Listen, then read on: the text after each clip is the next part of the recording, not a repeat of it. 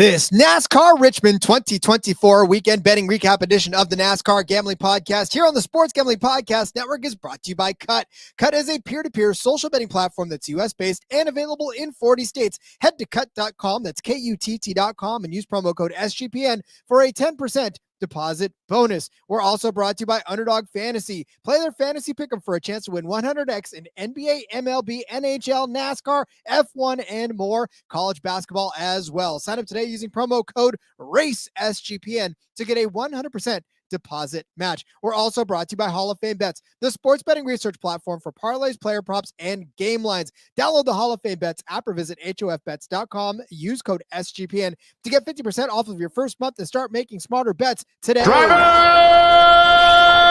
start your engine!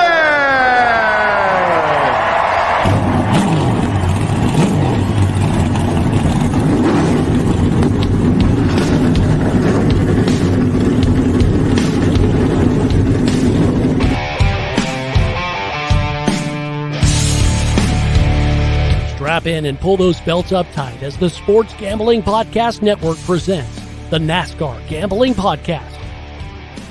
I'll wreck my mom to win a championship. I'll wreck your mom to win a championship. With all the news and the best bets for your NASCAR weekend. It refrains me from not beating the out of you right now because you asked me stupid questions. But since I'm on probation, I suppose that's improper to say as well. If you could talk about racing things, we could talk about racing things. Now, here are your hosts, Rod Villagomez and Cody Zeeb.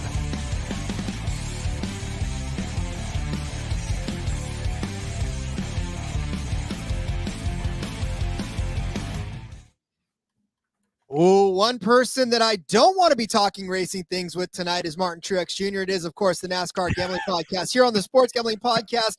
He's Cody Zeeb. I'm Rod Villagomez, and we are breaking down fresh off of the checkered flag at Richmond, the Richmond weekend of racing, and what a weekend of racing it was. Cody, I'm not going to lie. The last two laps of that race was probably the most exciting in the entire thing. And I'm glad we got it because if it weren't, that was not going to be a very exciting race whatsoever. Yeah, I mean there was parts, right? That was a little bit of excitement, but I was, as we were coming on after this, and I'm thinking to myself like, okay, like here's the short track racing that we've kind of gotten used to lately in the next gen car, right? It was hard to pass. There wasn't a ton of passing. Then we get an electric overtime finish.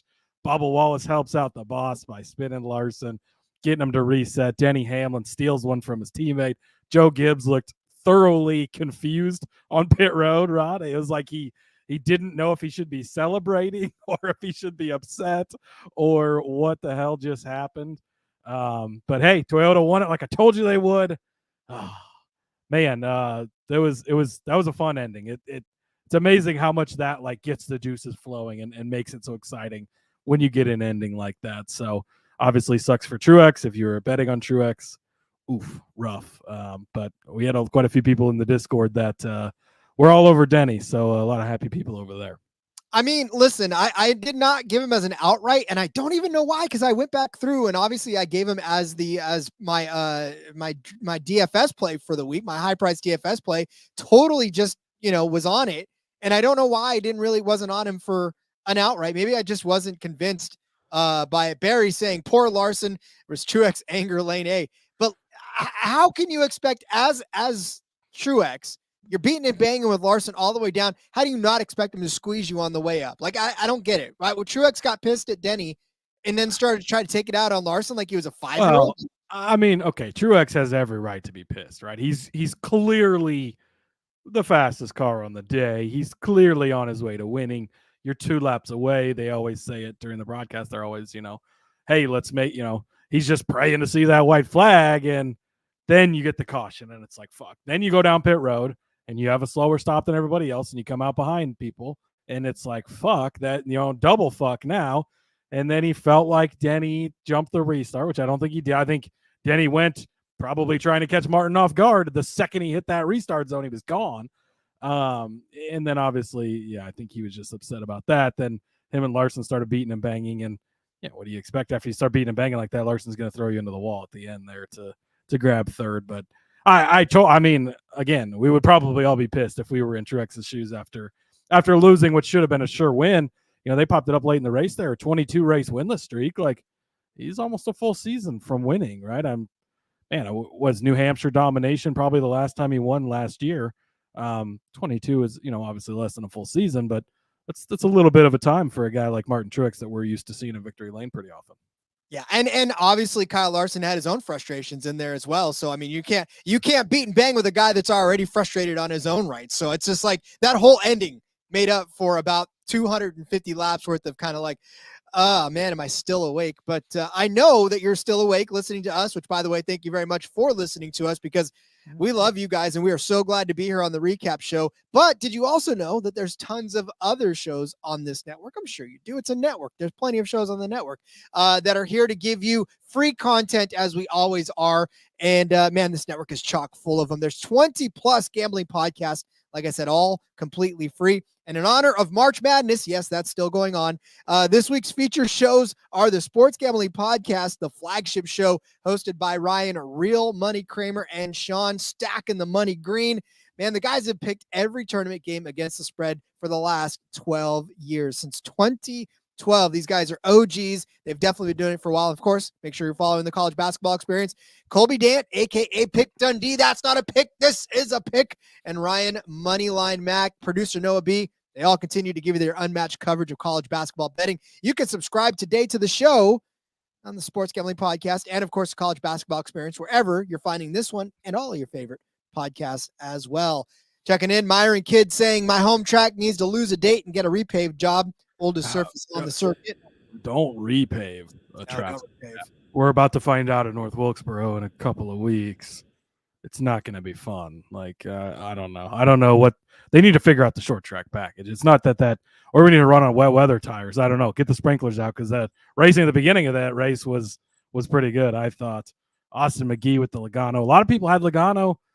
Man, again, hardest driver to predict. I generally try to stay away from him for that reason, but I thought he had a shot there at the end. Lynn with he was half a lap from the white. He could he could see the flag stand in the flag man's hand. And then, so that amplifies the pissed offness. JDK that doesn't even like Bubba Wallace thanking him for a complete total hack, allowing him to he's thanking him and also throwing a shot in there. I don't think that was Denny's fault. If you watch the replay, Larson got loose, kind of almost, I don't know if he bounced off the wall or got real close to it and checked up, and Bubba just got into him. I don't know that you could blame Bubba on that, and Bubba comes out the loser. I mean, Larson only loses 2 spots on the track. His pit crew gets him out quick. He ends up 3rd. Bubba, I think, was 16th. So, but I don't know that was Bubba's fault. I don't know that you can blame Bubba necessarily for that. I know he's the one that got into him, but when Kyle slows down, like how are you supposed to blame a guy that checks up when you're just trying to drive straight through? I mean, it's like a guy. You're too biased, JDK. Yeah. You don't like the guy. It's like it's like somebody in the fast lane of the freeway, right? Or I'll tell you, it's like somebody who pulls into the fast lane when they're driving slower than the rest of the traffic, and you're like, well, hold on, what are you doing? What are you supposed to do? You can't. I mean, you got to check up, obviously, from the freeway. You can't plow through them. But yeah, I mean, it's just a frustrating situation all along. But there were some bets. We had some bets out there. We can continue to talk through the rest of this race because really, honestly, I think the only 2 laps are the only ones worth mentioning at this point. But we'll talk through the rest of this as we go through our bets. So why don't we start going through the bets there? Although, wait, chat's blowing up. Cody Zeeb, mama, I made it. Send you the ticket here shortly. Justin, I told him, I said, get in on one of them Gibbs boys. He sent me a message. I said, pick one and do it. He must have had Denny Hamlin, so that's Beautiful great. stuff. Oh man, we'll talk about the Bell thing here in a minute. Yeah, we will. Because I think Bell had a good chance to win this race, and rough. JDK saying if Chastain did it, we would blame Chastain. If it was Chastain's fault, sure we would blame Chastain. But, you know us. His also, his whatever precedes him. His reputation, that's the word I was looking for. Precedes him. And sure you want to do it? Although, you sure you want to do the show tonight? yeah. But Bubba and Larson also a little bit of a history. So interesting there Punch as well. Thrown. Yes. So, all right, Cody, where are we going to start the card? Right from the beginning, Shara. Do we have to? Do we have to talk about this bet, Rod? I don't remember. Was I lucid when we made this bet? What time did we record the show? I don't know. I took Austin Dillon. I took Austin Dillon over Josh Berry. What a horrible decision. I know Full Tank with Phil had a similar take on the NASCAR betting preview show, and I was like, all right, I'm feeling good. Me and Phil on the same side. And then things just. I mean, Dillon, his history here has been pretty good. Was not good. Yeah, I mean, neither of these RCR cars were good, and I think, and we talked about Busch being bad on the short tracks, and I don't know, should not have bet on Austin Dillon apparently. So, and Josh Berry was overly impressive. I mean, his result, he was running really well. I think, did he have a slow pit stop at one point maybe or something that kind of cost him a little bit, but. Got away from him too. He finished 11th though. Yeah, not a bad day at all. 11th place, a good solid run by him, and Dillon nowhere to be heard. So, I think we might be done betting on 83 for a while. I'm gonna have to go back and listen, but I'm pretty sure I said that this was not necessarily where I was gonna lean because I still don't trust Austin Dillon. So, whatever. I tried to warn you, Cody. You do this to me all the time. You tried. Neither one of us listen to each other. It's like we're married. Kyle G saying Reddick stealing top 10 in the final restart. Busch or quick pit stop. We'll get into that in a sec because that saved my next bet too. When Reddick slipped into the top 10 there, so that was beautiful. JDK saying Fade, FAD3 is the new name for AD3. Kelly had Denny, and Nick checking in as well saying this is why he doesn't bet on Bubba. All the Bubba hate. I don't know. Yes. All right. So I got to ask everybody a question out there. At what point did Todd Gilliland decide that he wanted to screw up the rest of the world, right? Like, how did he decide he wanted to start so high up in the grid and actually be a factor for most of this race? Now, granted, he wasn't a factor for most of the race. He was there for the first. Okay, most of the first stage. Let's put it that way. Oh, was it even the first stage? I don't know. Yeah, he was there for a while actually. I guess he was sixth in stage one, so we'll give him mucking it around in the top 10 for a better. He very quickly went back to where he should be running after that. Not far enough. He finished 21st. I had Spire over front row, and look at both of the front row cars finished over all of the Spire cars. Carson Osevar made it interesting there at the end. He was ahead of Gilliland, which by proxy was ahead of McDowell because McDowell had no part in this race whatsoever. But I think he still had to make a pit stop. So once he did, Osevar finishes 27th, and then the other two guys were dead last. 35th, and then Corey LaJoy. I told you LaJoy is really bad at this track. But I knew LaJoy was going to be bad. Everybody actually, this was a Osevar bet, and that's what it turned into. I mean, Osevar ends up one spot behind McDowell. Like, that's kind of what you were looking for. Gilliland ended up being the wild card that ruined this one. But, man, it is almost comical how bad Corey LaJoy is at Richmond.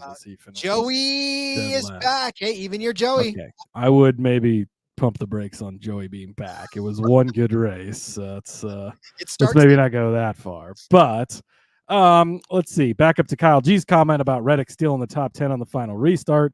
Well, this bet actually goes both ways because Toyota's in the top 10, over 3.5, minus 114, Rod.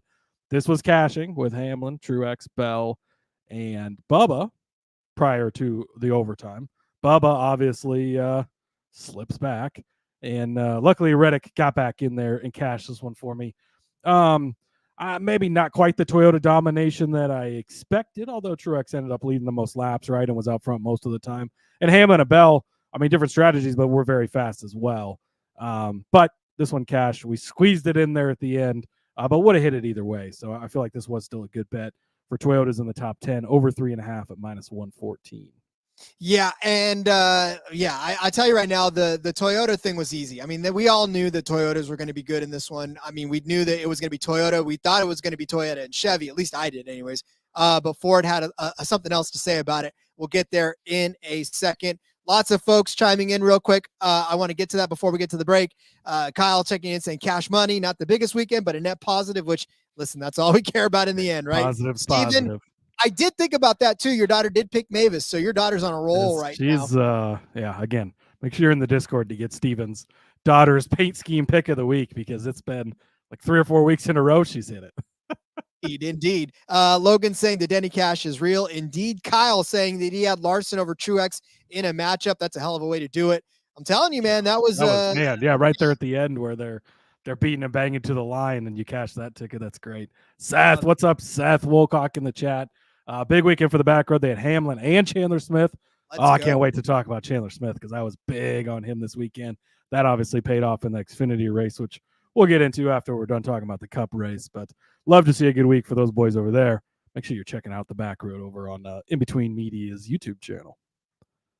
No coincidence that the week I'm gone is the week they hit the big ones. So we'll be back right after this. Let me tell you about Cut. Cut is a peer-to-peer social betting platform that's U.S.-based and available in 40 states. Peer-to-peer social betting is a brand new way, and it's a better way to bet. You can bet directly against your friends or other users on sports, politics, pop culture, and other events, so long as it's got a verifiable outcome. Plus, it's tons of fun, and they got social features that give it the feel of a betting social network. Also, Cut offers the lowest VIG, and there's fully customizable odds, which means you can create your own bets. Cut handles the payment side of things, so you never have to chase anyone down for money ever again. There's social features like group chats, betting leaderboards, head-to-head history, user profiles, fan groups, and so much more. Like rewards, get cash back every single time you bet against your friends or other users. We had so many Cut bets up this weekend. Should be so many more this coming weekend, so make sure you're getting down on that. Download Cut today in the App Store or over at cut.com. That's KUTT. Use promo code SGPN for a 10% deposit bonus. We're playing Underdog Fantasy all season long, and you should be too. I hit 2 out of the 3. I'm a little bit pissed off that Ross Chastain could not hold up his end of the bargain for us to get us all the way there, but 2 out of 3 ain't bad for me. I know Cody definitely got his fair share as well. So we are doing this and giving you our Underdog Fantasy picks for not just the Cup race, but Trucks and Xfinity too this year. So keep with us on that as well. It's the easiest place to play fantasy sports. Goal simple. You pick better than or worse than the projected finishing position of the driver and watch your multiplier stack up. You can even win up to 100x. You can cross sports. So you can also mix racing with baseball, with basketball, with whatever else is on there, and have yourself some fun. If you find those little spicy chili peppers, that can kick your winning potential up to 100x. Plus, right now, if you sign up with our promo code RACESGPN, you're going to get a 100% deposit match up to $100. I cannot think of a better way for you to do that. So get in there now. Start playing. Sign up today with the promo code RACESGPN. Get your first deposit doubled up to $100. Plus, you're going to get an instant Pick'em special. Visit UnderdogFantasy.com. Find them in the App Store, and don't forget to register with our promo code RACESGPN to get your first deposit doubled up to $100, as well as that instant Pick'em special. Must be 18 or older and present in a state where Underdog Fantasy operates. Terms apply. Concerned with your play? Call 1-800-522-4700 or visit www.ncpgambling.org. Update on the cut bet for the week, Rod. I did have Noah Gragson over Ryan Preece. Easy smash. The Preece penalty did help, but hey, take him where you can get him. Again, if you got, if you hear a take we have early in the week or late in the week, I don't care when it is, you don't like it, you want to go against us, shoot us a message. We'll get them. They can add whatever we want the bet to be, as long as they can verify the outcome, they'll add it. I'll just shoot him a message. He'll put it up for us. Boom. We'll go head to head. I know, and that's the beautiful part about it. I think Corey's back again. Joey is back. I'm telling you, hey, listen, even your Joey. I know that Cody's not a fan, but we'll get there. Kyle G kicking up some love. You guys are awesome. Keep up the great work. Thank you. We just appreciate you guys being with us. Live betting tips has been fire in the Discord. This is why you get in the Discord. Yeah, a ton of people got some live Hamlin. And cash some good tickets. So my brother, guys, what did I even watch? I'm glad you were awake for it, Nick. I know that you guys left here before the race was over, so I'm glad you got home. It was a crazy finish for sure. Seth throwing in some love too. Thank you for being equally entertaining and informative. We love you, Seth. Gragson was so close to the top 10. Yeah, he was. We're about to talk about that here. We will too. All right. Let's get to my next bet, which actually was probably, I think, the only one that did cash out of this whole thing. That was Hamlin over Bell. And for a second there, this had the ability to maybe not cash with Bell being firmly. And so these guys, what cracked me up the most is that these guys were fighting for a while, right? And then Bell finally took over with Hamlin and ran away from Hamlin. And then at other points of this race, it was like, okay, but now there's a different pit strategy, but Bell can still kind of get out. Hamlin's still kind of fast. What's going on? And then at one point, when Bell served his penalty, he came out behind Hamlin, but Bell was a lap down. So it was Hamlin and Bell, but it didn't matter if Bell passed Hamlin because he was a lap down. Right. So I thought this is the funniest way for this to be Hamlin over Bell, because Hamlin's over Bell, but it doesn't matter if Bell gets around Hamlin. And then, of course, another late caution or another late pit cycle rounds. He stays out again.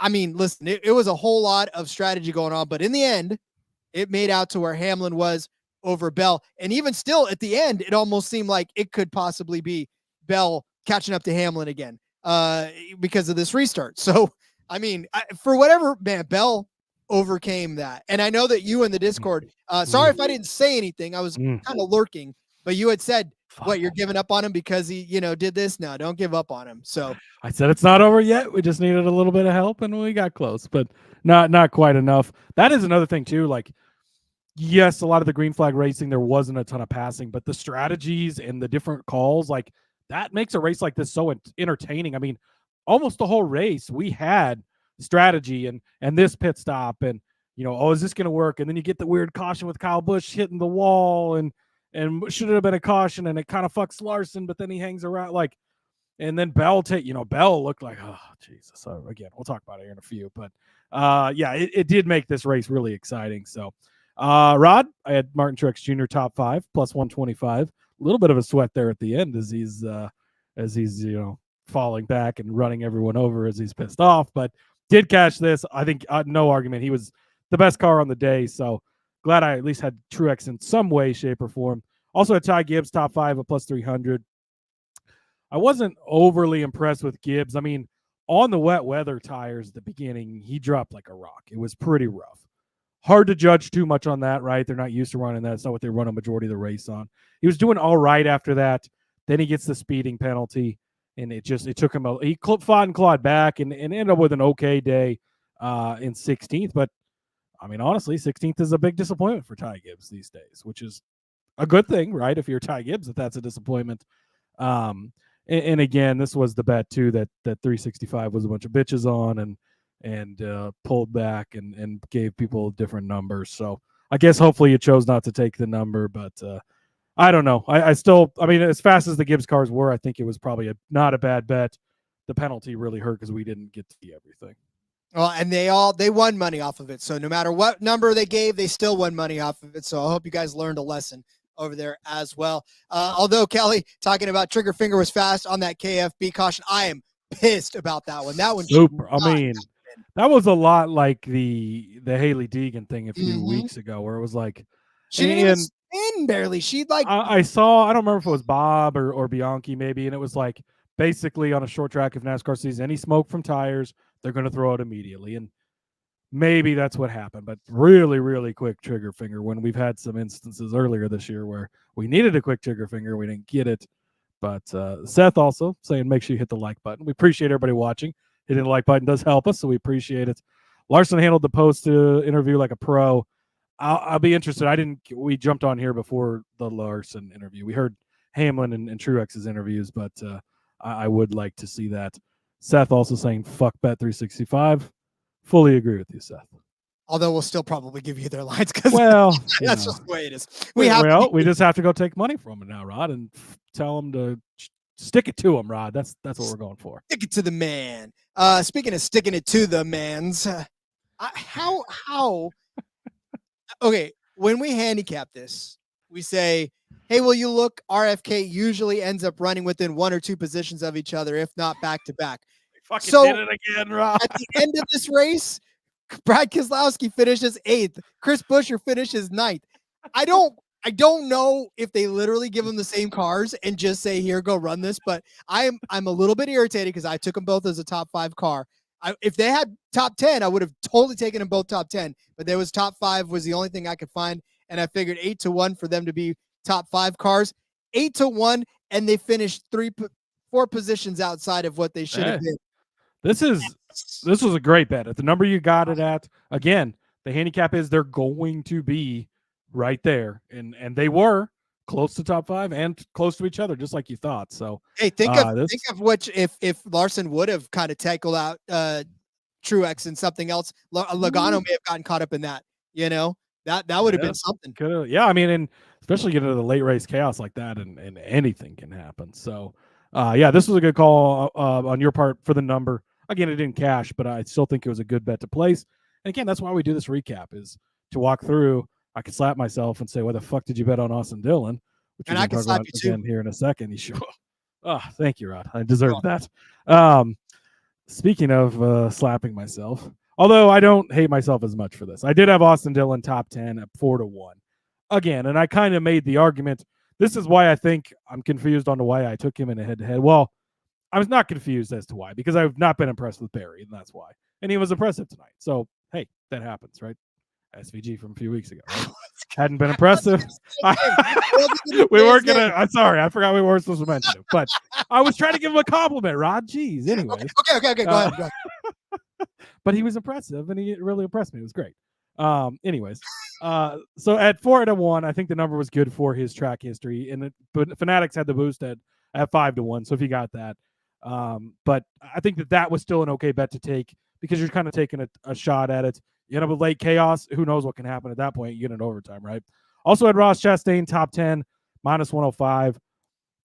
Chastain just doesn't seem to have it on the short tracks lately. I don't know if they've got the RCR stuff going on under there or what the deal is, but I don't know. He's not been that impressive. I know he had done it at Phoenix, but again, it was kind of a late race thing where he lucked into it. And I don't know, just not impressed. Again, it's all about the number. He's -105 rather, for a top 10, and that's why I went that route. But ends up not cashing, and really didn't have much of a chance all day. I mean, Chastain was never really. Well, he started 3rd, Rod, but other than that, he really was not in the conversation.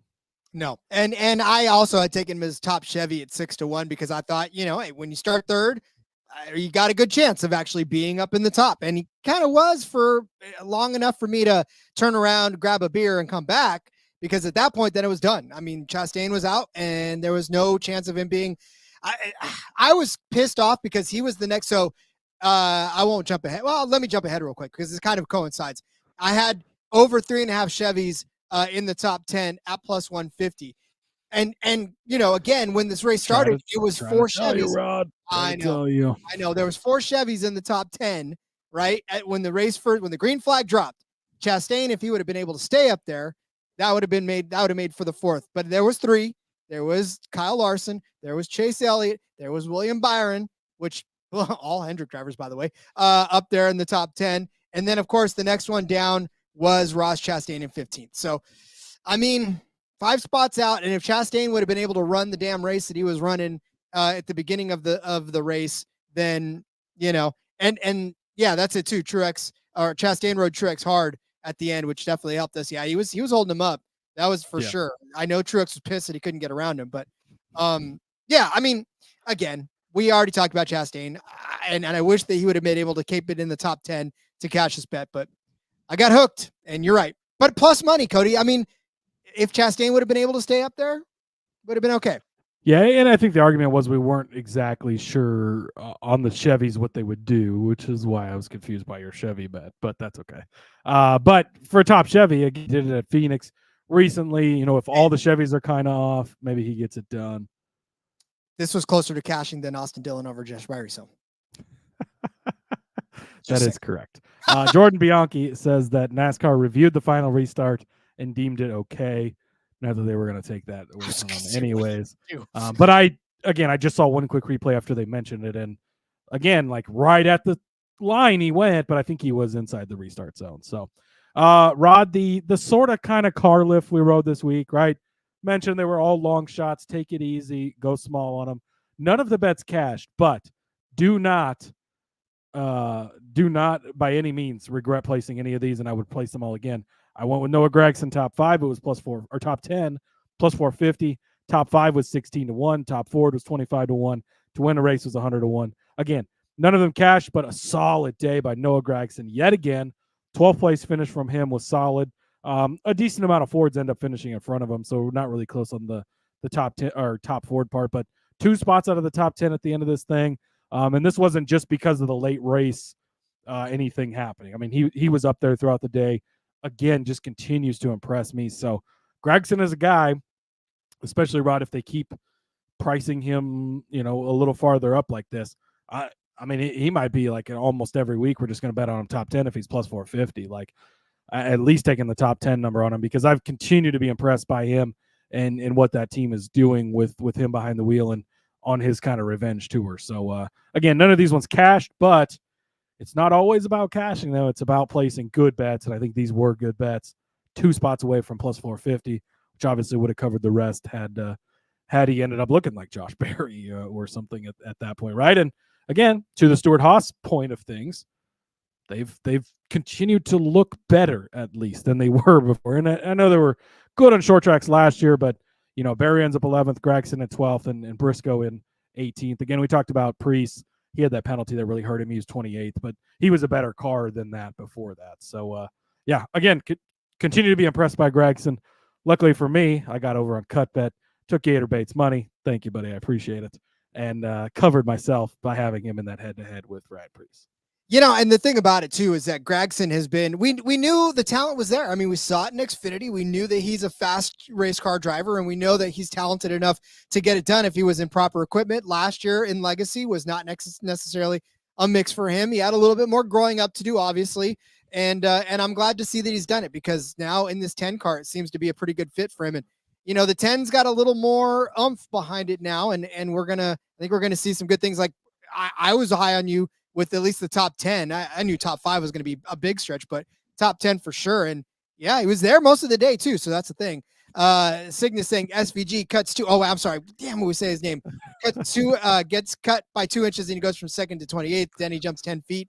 2 inches and 10 feet. You might want to talk to your wife about measuring a little bit better. I don't know. Matt Jones sings, man, I thought Larson would get me closer to the Byron Top Chevy. Hey, that first dude, no joke. I was just so confused as to how Larson, and Think TV covered it well, which was nice, but Larson spins at the end, causes that last wreck, and then all of a sudden he's in 4th place after the caution and the pit stops. I'm like, what the fuck?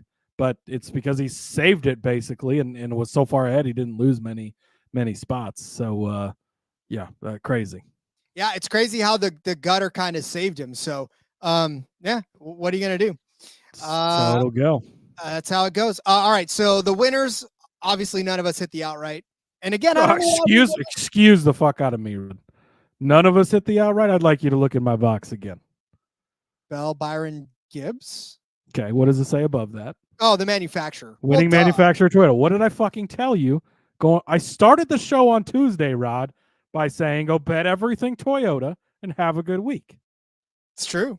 Bingo. Bet everything Toyota. -105 for Toyota to be the winning manufacturer. That was the bet of the week. Then you had to pick your poison between the Gibbs drivers. Unfortunately, I picked wrong because I took Bell and Gibbs. Although Bell, again, we talked about it, that pit strategy was going to work. He had the fast, long-run car that he had at Phoenix. It was going to work. It looked good. And then he fucking speeds. Ugh. And then he still ends up with a good finish at the end of the day. Does the strategy again. It works again. He's back to 6th place. Had we not had the penalty, I think he would have had a shot, but that's okay. Gibbs at 18-1 again. We talked about it. He kind of just ran into that trouble with the penalty and didn't really have a chance after that. Byron 12-1. Byron never really had a shot. He kind of showed up at the end like he usually does, 7th place. But again, as good of a driver as he is, as you know, and Byron and Larson were basically right next to each other. You end up with Byron or with Larson starting on the pole, doing really well. Could have easily been Byron at 12-1. It was still good value there. But luckily I was very, very heavy, very invested, Rod, on winning manufacturer to be Toyota. And got a little scary at the end there because the Truex was running away with it. Then Logano was maybe going to have something to say about it. Hamlin ends up holding on and taking care of business. I don't know that I argued with you on the winning manufacturer. I think I agreed with you on that one too, because I knew I just wanted to make sure we were clear that I did have the correct winner. Oh yeah, you had the not correct having the correct. While not having the correct winner, I still had the correct winner. This is very true. And I took Brad Keselowski, but he never was in contention for the win. Finished 8th. He did well. He did well, just not what we thought he was going to do.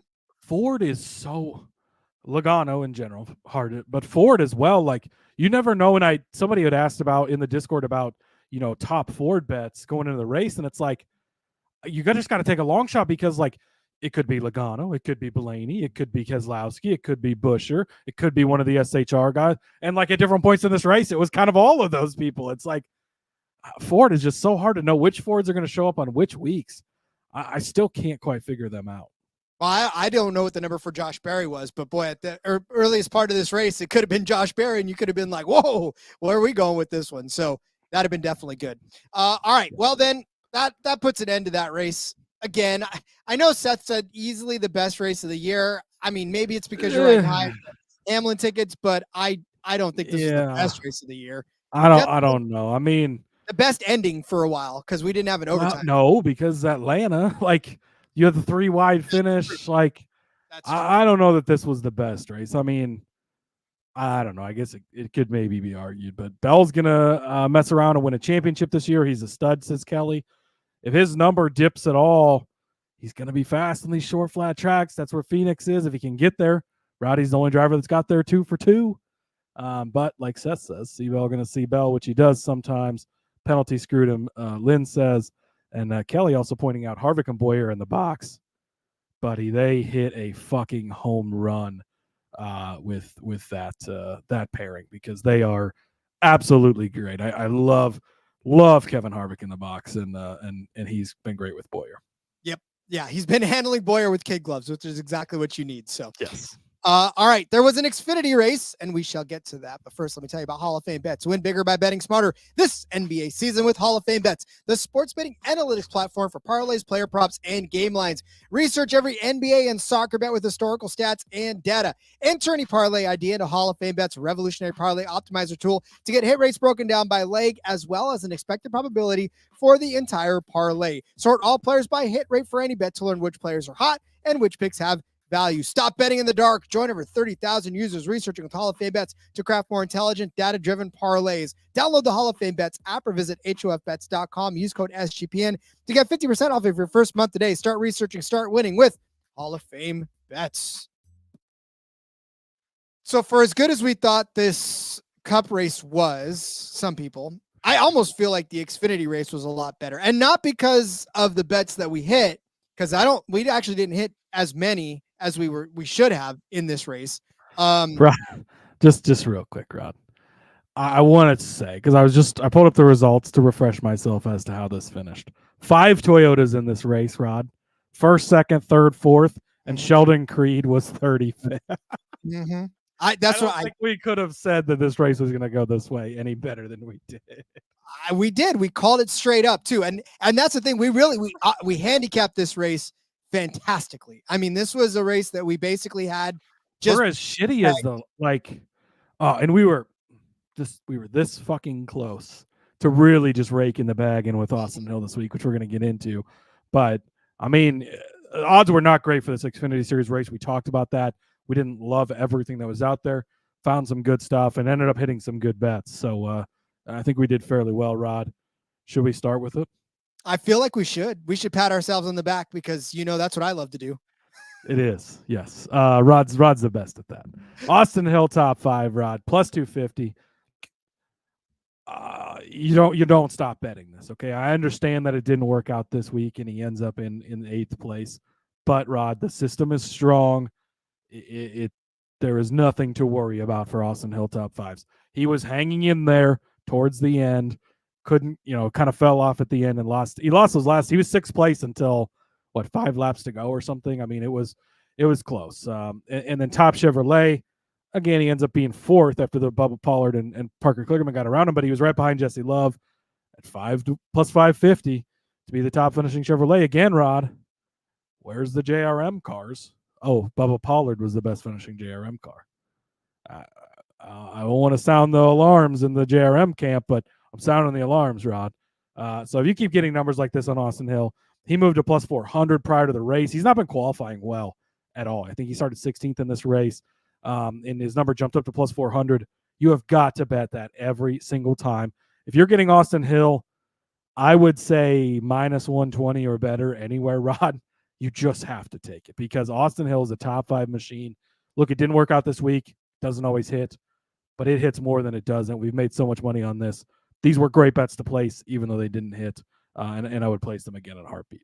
Yeah, he definitely was one of the top 5 cars until that very last run. And, I just think whatever happened there for him, he just fell off. I mean, I think he was pushing too hard. I know that they only had 3 sets of tires. And so this was a strategy call too for a lot of these guys trying to figure out when to put that last set of tires on, because this was a pretty green race. I mean, this one was not a lot of cautions or anything.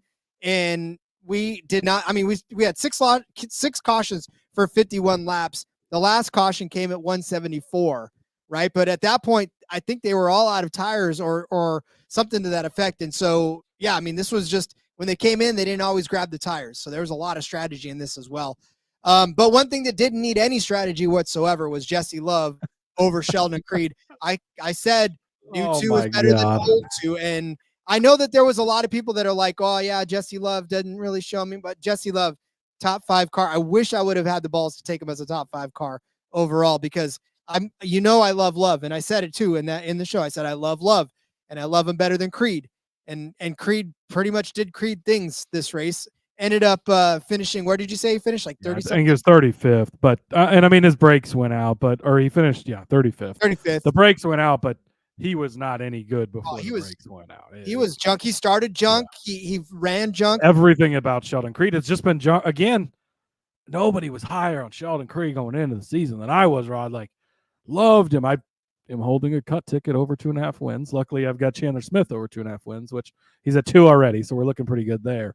I've already just told Cut to go ahead and pay out the other guy on the Creed side because I don't want to look at it in my queue anymore. But I mean, dude, he's looked so fucking bad. I maybe he gets it turned around, but he's looked really, really bad. And Love, on the other side of things, Love has been fucking impressive. I mean, he's a guy we had talked about coming up through the Toyota pipeline, and he was going to be good. And then it was like getting into this 2 car, like, I don't know, but maybe it was just the driver last year, Rod. It's starting to kind of look that way.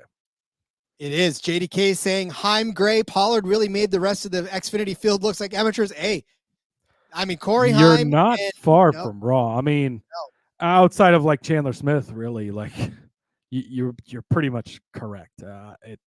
It was rough for the Xfinity regulars. Speaking of Gray, that would be Taylor Gray, my guy. First career Xfinity Series start, Rod. Highlighted it on the show. He's going to be in a fast Joe Gibbs race in Toyota. They're fast if 2 drivers are not in them, and that's Sheldon Creed and Joe Graff.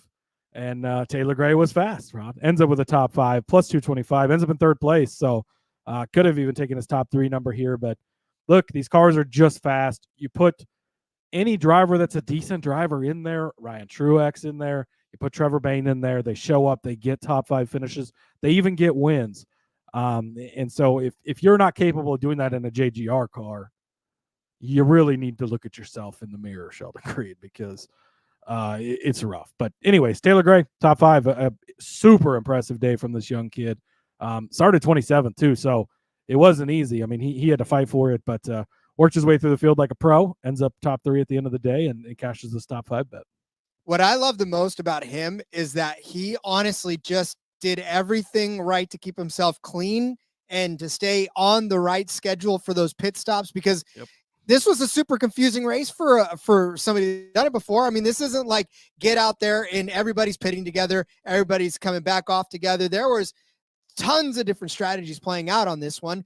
And, with 3 sets of tires, like I said before, this wasn't an easy pit and throw a fresh set on and come out, right? I mean, these guys really had to play the long game, and that team, man, they played the long game, and Taylor did a great job of keeping himself out of trouble, just staying clean and being where I needed to be at the right times. And dude, I'm telling you right now, this is going to get him way more looks in the Xfinity Series. You don't think he's going to be up more in the next few weeks or the next, rest of the season?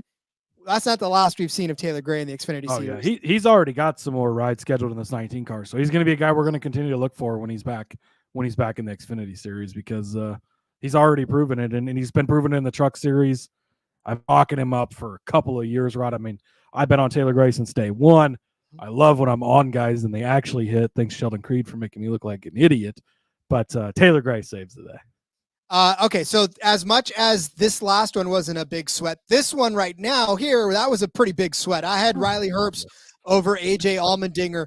How is it that the books know that these guys are going to finish back-to-back? Riley Herbst finishes 13th, and AJ Allmendinger finishes 7th. Now, this one, 14th rather. 13th for Riley Herbst, 14th for AJ Allmendinger. Allmendinger started 7th, and then Riley Herbst started 14th. So for a second there, it kind of felt like this was going to be, a little bit rougher than it was supposed to be, because AJ Allmendinger looked fast, and he looked like he was going to be okay. But he hit some problems. And Herbst was up in the top for a little while. He hit some problems. There was just so much between these two cars that made it to where, and for a while there, even with all of it, AJ Allmendinger was still in front of Riley Herbst for most of this race until the end, where Herbst finally kind of came back and tore himself through the field again, and barely beat Dinger. I feel like I could be misremembering this, but didn't Herbst pass Allmendinger with like a few laps to go in the race? Yes. I think he was behind him until the very end. So, exactly. Yeah, your brother checking in. Big fan of the Gray boys. I don't know so much about Tanner, but I am a big Taylor Gray fan. So, Rod, I had Mr. Worst Luck Ever over Sammy Smith at -120. And, Sam Mayer is just bit by the bug. Sam Mayer is going to jump up and win one of these races just randomly at a super big number and destroy the field, and we're going to be like, oh, there's the Sam Mayer we remember. But until then, Rod, the only way maybe we're looking at him is big outrights. Like, you can't trust him. Like, and he looked good to start this race. He was top 5 in stage 1. He was second place in stage 2, running really well. And then he ended up, I don't even remember what happened to him. I think he got spun out at one point or got some damage. Whatever the case was, it's always bad luck. The handicap on this was Sammy Smith's not going to be great. 9th place, not great. But Sam Mayer should have been better. He was throughout the race. Doesn't cash because, Rod, Sam Mayer has worse luck than Ty Majeski even. Sam Mayer was not, I don't know what it is sometimes. I mean, I know I have bad luck sometimes, but boy, that guy has been bitten, like you said, by the bug. Brian saying, Brian needs to submit this over to the Sports Gambling Podcast on their bad beats segment they do every week, because this is the definition of a bad beat, Rod. Mm-hmm. His under 18.5 drivers to finish on the lead lap prop was cashing until the last caution. I mean, the cautions give it, and the cautions take it away, right? They sure do, Rod. They sure do. That's so frustrating. And I almost took that too. I almost took that as a proper prop for this race, or for the Cup race. But yeah, it's just I was scared. I was scared that this was going to get strung out, and it was going to be just a slower pace race and not a lot of passing for lap cars. But yeah. All right. Next to bet for me, Bubba Pollard, top 5 car, plus 250. I said this 88 car is probably going to be fast. It's probably going to be a car that you're going to be watching at the end of the race. Bubba Pollard starts dead last in the field. Bubba Pollard works his way up to a 6th place finish. 1 spot out of the top 5. Jesse Love could have just switched places with him. Bubba was like a good 3 seconds behind Jesse. There was no way he was catching him for a 5th place there at the end. But boy, what could have been, Cody, if Bubba Pollard would have started 36th on the field? Like I think to myself how that 88 car just did such a great job of doing exactly what he needed to do. Yeah, Cody, this was he was one of the faster cars in practice. So, I mean, it's not like it was just like he just had a bad lap in qualifying. He got squirrely, had to save it, ends up starting 37th. I think Joey Gase was the only one who started next to him on the last row there. But, man, yeah, this was a great call by you. He fought all the way through, tough day, battled, grinded, 6th place in his I don't think this was his first Xfinity Series start, yes, but was it his first one? Okay, first so yeah. So first start from Bubba Pollard again. Not a young guy by any means, a true veteran of racing, but yeah, good call by you. I was scared off on this one by the number, but ended up being a good call as he got so close to cashing it. Just so freaking close. Like one spot, I was willing like one of the top cars that we didn't care about to just sort of kind of show his way out the door. Like, you know, I know Corey Heim, we had something on it, but like at this point, I was okay if Love just sort of fell back a couple of spots because all he needed to do was cash the Creed bet, and he did that by lap 2, so it didn't even matter. Yeah, exactly. Rod, I had Austin Hill to win Group C over on Caesars. No, I kind of backdoored myself a little bit on this because I had Taylor Gray at the top 5 because I thought he had that upside. He was in this group, so he ends up winning it. Bubba Pollard, though, also finished ahead of Austin Hill with the great day he had. Again, one of those, he passed him with 5 laps to go or something like that. But Sammy Smith was the other guy in this group, finished 1 spot behind Austin Hill. So not a winner, but again, don't give up on betting on Austin Hill. If this is your first week of betting Xfinity with us, trust me, putting your money on Austin Hill is the best investment you could have in the Xfinity Series. Didn't work out this week, but again, that's all the more reason to go back to it next week because he continues to just pay off more times than he doesn't. And hopefully those numbers are kind of going off of what happened this week, and you can jump on some better numbers for it to happen again this week. Lexi checking in. Yo, what's up? What's up, Lexi? What's up is that I had Eric Almirola, top Toyota, plus 275. For 95 laps, Eric Almirola was the top Toyota. Unfortunately, Eric Almirola did not finish as the top Toyota because his buddy decided he was a lot faster than him, and I guess you just can't catch him. I mean, Almirola was searching around at the end. I mean, he finishes second. Almirola does. Again, led 95 laps of this race, looked spectacular, just did not have the long run car that we'd all hoped that he would have had. And, you know, he just kind of gave way to another Toyota, which I wish he would have given way to a Ford or a Chevy, but no, he gave it away to a Toyota. So, yeah, didn't finish to the top Toyota, but I still think it was a freaking good bet because guess what? Almirola was exactly what I said he was going to be. I said he was going to be good. I said he was going to be fast. He was good. He was fast, just not fast enough. The one fucking time I don't bet on Eric Almirola on a short flat track, Rod, I chastised myself after this because that was a bad call. But look, again, only 5 Toyotas in the race. You have to keep that in mind when you're betting the top Toyota. You're getting him at plus 275 to win a group where he's the second favorite in the group.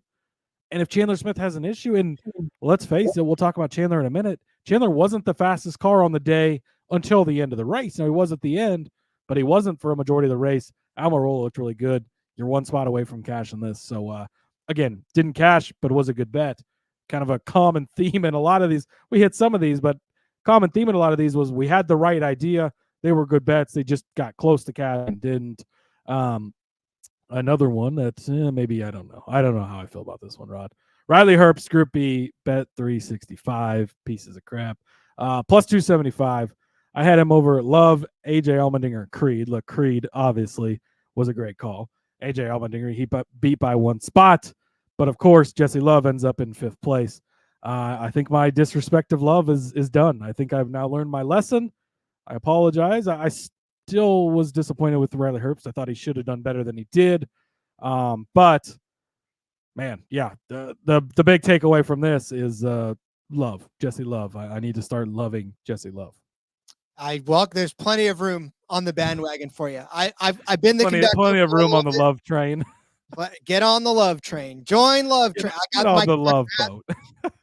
So I'm gonna have to, I guess, get 2 different hats. I'm gonna have to get a captain's hat, and I'm gonna have to get a conductor's hat.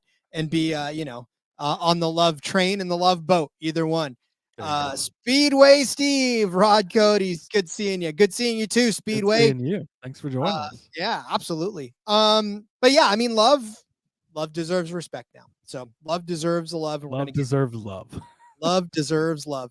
What doesn't deserve love is this bet at Chevy's, the winning manufacturer. Tried to tell you, Rod.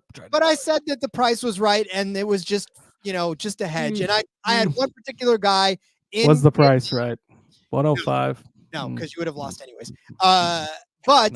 But telling you right now. Hold on, Rod. Where did the top? Let me look through the list here. Toyota. I can't even count any higher than that. A lot of Toyotas. That's all I see. Well, look, if Jesse Love would have ended up beating all of them, then it would have been a winning day. But I thought one was going to, and one was in the lead for 28 laps.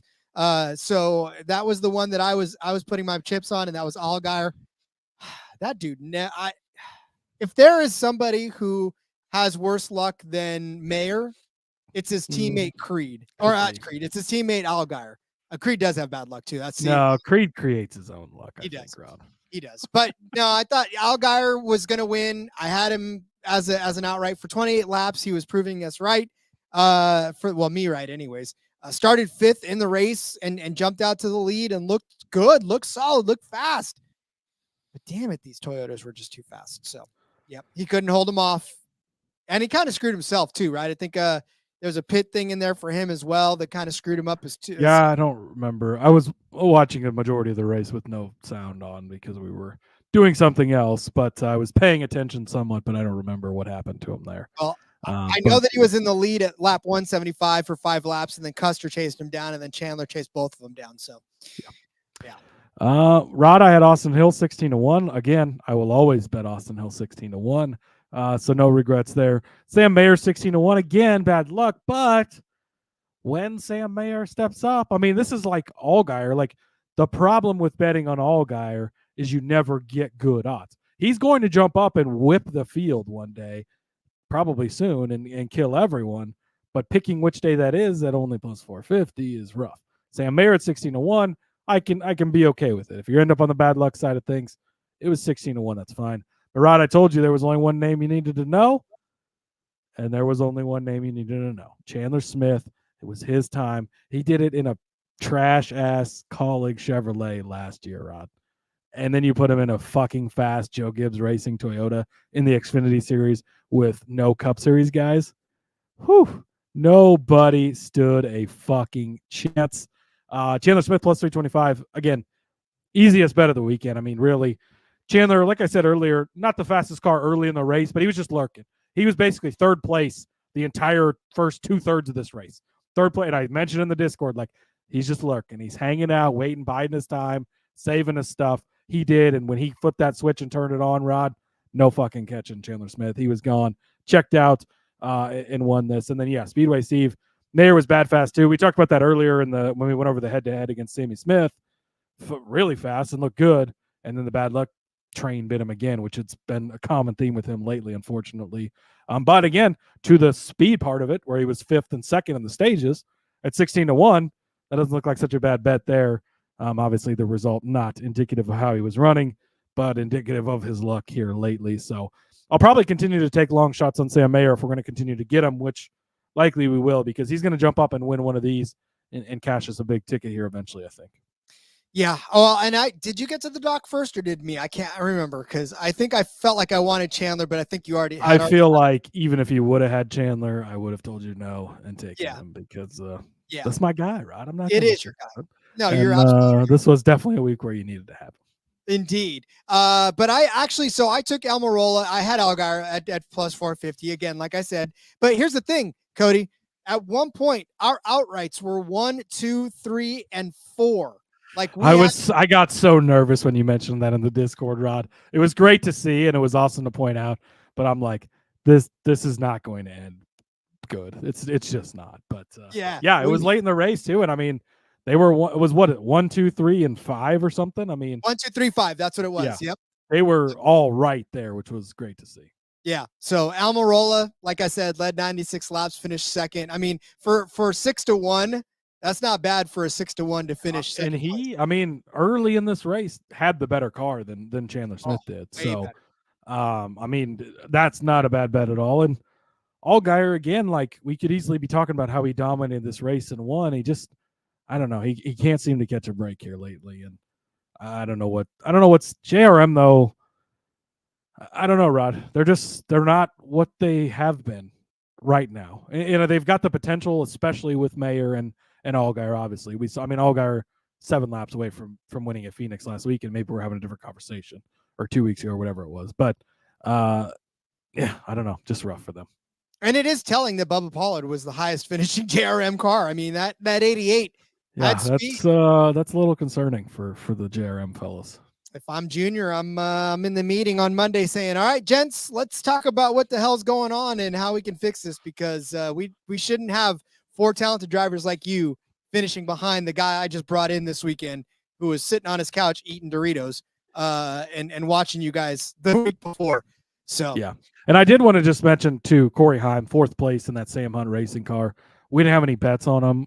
Kind of unfortunate. Should have. But we did bring him up on the DFS / underdog show, which we had a standalone Xfinity one this week since there was no truck series. And we did talk about him over there. It was a good play this weekend. Ends up in 4th place. I mean, he was a legit battling for the lead for a little while. I mean, it was not a fluke that he finished in 4th place. He definitely earned this. And again, Corey Heim, just such a talented driver. So wanted to make sure I highlighted that as well. Great run in that Sam Hunt car. Indeed. All right. Well, then that puts a bow on our Richmond weekend. To Martinsville we go next week for the Cookout 400. You thought tempers were high at the end of this one, Rod. Boy, I don't even know. I mean, this is Martin Truex's about to world, boil right? over. Yeah, That's this right. is Martin Truex's world. So it's a track named after him, Rod. Martinsville. That grandfather clock. I mean, he's got more grandfather clocks than I think he knows what to do with, and I think he wants one more. So, yeah, this is going to be a crazy one. Wow. I'm not even ready for it. It's 400 miles, right? Of this, or 200 miles, 400 laps. 400 laps, yeah. Another shorter track. It's going to be, it's going to be a fun one for sure. Rod, all 3 series back in action, so we'll have picks episodes for all of them. F1 is back. They're going to be in Japan this coming weekend, so we'll have a F1 show out this week as well. Is there IndyCar? Hold on. Is there Indy? Can we? Has it been 3 months since their season opener, Rod? Then no fucking IndyCar, because again, trying to be positive here, Rod. Don't get me started on IndyCar. I'm sorry. I don't want to get you started. I usually I'm the one. But we've got 4 great races this coming week, so I'm excited for those. And we'll see IndyCar in 8 months when they decide they want to come back for their second race. My brother making a solid point as we close out this episode. If Allgaier were better, he'd be in the Cup. If he was a touch worse, he'd be selling furniture. Okay. Yes, I guess I agree with you. But he's found a sweet spot. Like, okay, I didn't get to the end where he says he hit the sweet spot. He has found the sweet spot, and we've seen this with guys over the year. Go back to when I was a kid, Frank Kimmel in the ARCA series. He's got like 13 championships in that series, like dominated. Was no good when he tried to go up, but great in the ARCA series for 100 years. Matt Crafton, look what he's done he's been in the truck series for 52 seasons, Rod. And like he's still decent. Like he doesn't do bad. Allgaier, you've seen it with Elliott Sadler. Now Elliott Sadler did decent in the Cup series for a while, but when he came back to Xfinity, running in there for a while, doing well. Sometimes you just have those guys, and yeah, I mean he's had some sips of coffee in the Cup series, not really a chance, and hasn't done a ton with them, but he's found his sweet spot. So I will agree with you there. There's no shame at being the best at your craft, no matter where you're at, right? Sometimes you don't move up all the way to the big leagues. You look at some of these guys, Rod, like, would you rather win every week and battle for the win in Xfinity, or would you rather run 34th every week in the Cup series? Like, I get the prestige of being a Cup series driver, but if I can go win every week or be in the competition to win, I don't know. I mean, it's not the easiest choice to make, but that Xfinity and winning a lot kind of sounds good to me. I like to win, Rod. Well, I know they say that the money's better and the potential money's better, but is 34th place money in the Cup series better than first in Xfinity? Like, Is it though? I mean, is it really worth it? Because if you're better in one series and your name is all over the place, sponsors want you. You're signing more deals. You're signing all these other great stuff. But if you're 34th in the Cup Series week after week, you're not getting any deals, right? You're getting Furniture Row. You're not wrong. I mean, shit. Look at what some of these dirt guys make tops of the late models and sprint car stuff. Shit, I think some of those guys are making more than 34th place in the Cup Series. So who knows? Would you rather get millions of views on TikTok, or would you rather finish 34th every week in the Cup Series? It's just a matter of. Well, if that's the case, I'd rather finish 34th in the Cup Series, Rob. Actually, you and I both. I most certainly do not want to be the millions of views on TikTok. I'm not. I mean, TikTok's fine, but my current profession, notwithstanding, I'm just saying right now, it's to me, yeah. If we had a TikTok, 1 million views would be great. I'm not that big of a I don't need that much. Yeah, right? neither of us are the TikToker types. So. No, and if we have tried, to stick with us here on YouTube. Yeah, I was gonna say if we tried, you wouldn't want it. So, anyway, all right, to Martinsville we go next week. Let's put Richmond behind us. Thank you guys for staying up late with us tonight. I mean, this is outstanding. Looking at how many of you guys are actually night owls. Wow. Yeah, no, it's great, and the chat was hopping the whole night. We appreciate it. Look, if you're listening to this on the podcast later, thank you. We appreciate it. Mm-hmm. We literally, the checkered flag waved. We listened to Truex and Hamlin talk, and then boom, we were on for the recap. That's not always going to be the case. It kind of worked out. We spent the day having Easter with our families, watched the race. It's late. We had a chance to jump on, but we try to do live stuff on Sunday nights whenever it works for us, and you get that instant reaction. We even beat the teardown this week, Rod. So, go listen to those guys too because they're good, but we were first this week, so I'll take the trophy for that. Hey, I'll take the trophy for that as well. That's awesome. I didn't know we were first, but I very much love that. So, all right. Well, then, as we do that, we'll be back on Tuesday with the Cup Series picks for Martinsville. And again, if you're listening to this tomorrow, if you're listening to this on Monday, or it is tomorrow for you already, then yeah, thank you guys so much. We had a great time, great race. You can join us live next time. Join us live next time. But until then, Cody, where can everybody find you out there on the interwebs? Yes, follow me over on the X at @Husker_Zeeb. You can find all my stuff over there. Got an NFL mock draft out, 2 rounds. Shook it up a little bit. Got some crazy stuff going on in there, so check that out. Let me know what you think. And got more basketball stuff coming out with the Final Four, with the championship game, so make sure you're checking back in for that. And check out the F1 Gambling Podcast this week, Rod. We'll be back with that as well. Of course, that is you and I hosting that. And click the like, click the subscribe, click all the buttons. They love that. We love it. We love you. We appreciate it. I kind of feel like Rod trying to get out of an ad read now. So we'll be back Tuesday. It's not quite as fun as it seems, doesn't it? Yes, please do all the stuff that those overlords like, the algorithms love, and support the show that way. Follow me on X at RJ Villagomez. Link in the bio, everything I got going on, whether it's here, whether it's my articles on Sportsbook Review. I got a WrestleMania update coming up. JDK saying, great show, boys. Thank you so much. By the way, I will have I did call Denny Hamlin on my SBR article, and I also called Joe Gibbs as the winning race team on that one as well. So hit 2 good bets on that article. So hope you're following along there as well. And then, of course, we'll be back on Tuesday with more of the same. And, of course, check out the Back Road. Seth and Elliott, Seth and their special guests actually nailed the outright as well for this week. So big weeks all around for everybody. Hopefully you're consuming all the great content that's out there. Be back on Tuesday. We'll see everybody then. Until then, let's go racing and let it ride.